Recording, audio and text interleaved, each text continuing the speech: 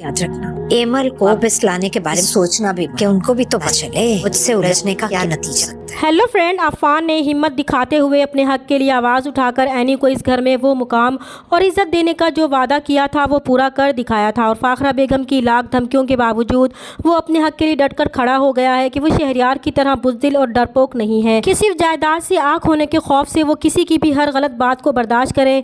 इसने फाखरा बेगम को भी आईना दिखाया दिया था कि वो इसे इस घर से नहीं निकाल सकती, क्योंकि ये घर सिर्फ इनका नहीं है बल्कि इसके बाप का है और इसमें वो अपने हिस्से का पूरा हकदार है।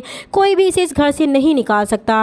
वो इन्हें मज़ीद कहता है कि वो एक ऐसी माँ है जिन्हें अपने बच्चों की खुशी से ज़्यादा अपनी अना अजीज़ है, इसलिए वो अपनी मर्ज़ी के फ़ैसले इस पर थोपना बंद कर दें। और फाखरा बेगम तो अफान की इतनी खरी खरी बातें सुनकर सुनसी हो गई थी और इसकी ये बातें गलत भी तो नहीं थी, लेकिन फाखरा बेगम से ये बातें बर्दाश्त नहीं हो रही थी कि इनका बेटा एक लड़की की खातिर उन्हें इतनी बातें सुना गया था और सबके सामने इनकी बेइज्जती कर गया था।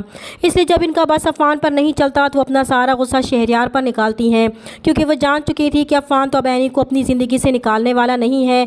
इसलिए अब एनी को सबक सिखाने के लिए वो एक बार फिर शहरयार पर प्रेशर डालेंगी कि ये सब कुछ अफान एनी के कहने पर कर रहा है, वरना अफान ने तो आज तक इनसे ऊंची आवाज़ में बात तक नहीं की थी। इस लड़की ने तो अफान को अपने ही घर वालों के ख़िलाफ़ कर दिया है। फिर वो शहरयार से कहेंगी कि वो इनकी एक बात याद रखे कि वो कभी भी वापस अब एमल को इस घर में नहीं लाएगा, ताकि उन्हें भी अब पता चलना चाहिए कि इन लोगों ने किससे पंगा लिया है।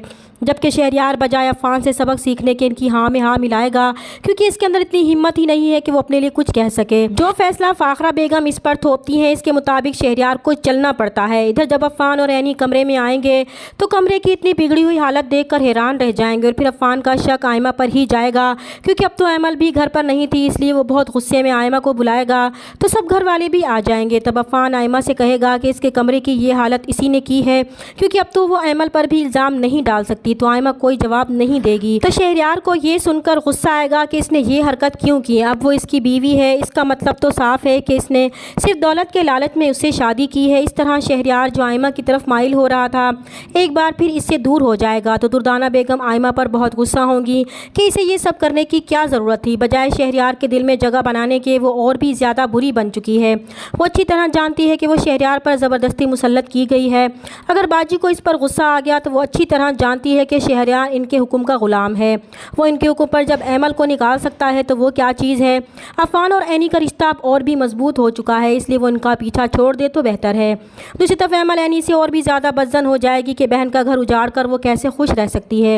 इसलिए जब एमल के वालिदैन उसे समझाने की कोशिश करेंगे कि वो अपनी बहन के बारे में गलत सोच रही है, अच्छी तरह जानती है कि फाखरा बेगम ने उसे घर से निकाला है और शहरयार भी इनके हुक्म पर ये सब कर रहा है, लेकिन एमल इस बात को समझने के लिए तैयार ही नहीं है। चैनल पर नए हैं तो प्लीज़ चैनल को सब्सक्राइब कर दें। मिलते हैं नेक्स्ट वीडियो में, तब तक के लिए अल्लाह हाफिज़।